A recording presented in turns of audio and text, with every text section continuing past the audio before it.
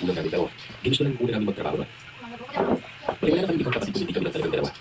Nasira daw ang atas ng dali ng isinilang nakati at tinubuhan ng maraming mga. Kaya nga pinatanggal na lang ang babae. Sa kapatid ay hindi na magkakaroon ng anak papatid dalawa sa amin. Kaya ayos lang naman yung gawa ng dalawang kapatid kami. Magsasaka ako ang magulang namin tapos lumahal yung pande. Hindi naman yung karaniwan ipabubuhay ng mga residente sa lugar.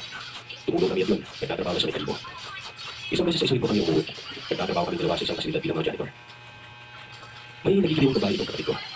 Sinasabihan ko pagawa ng parang malang babae. Siguro sa tingin ko yung may alibog itong hindi na maiiwas sa kapatid ka. Kung malamit nakakaiksi ka. Sabi ko ni Mateo, pabait naman daw. At pag naman dali, masyado ka nang protective. Hindi ko pa nakikilala yun eh. Sinabi ko lang sa'yo na crush ko, hindi ko sinabi na kanila. Sa pagkakataon din nasa bahay kami ng tiyan namin, doon ito sa mekaniko. Gabi na noon. At itong si Mateo, nakabang lagi sa may labas na makunan kapag umuuna kami kahit trabaho. Matapos ng mag-iisay na oron ay kontakan nga. At inaantay ni tumaan ng babae.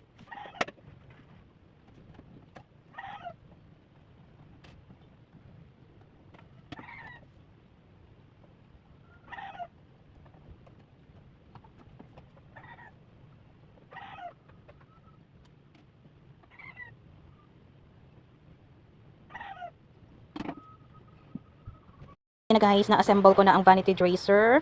Yan. Ganito siya. Ako lang isa nag-assemble. Ayan, ang mirror kag ang chair okay na. Okay, tapos pwede mo siya i-close. Oh, ganyan na.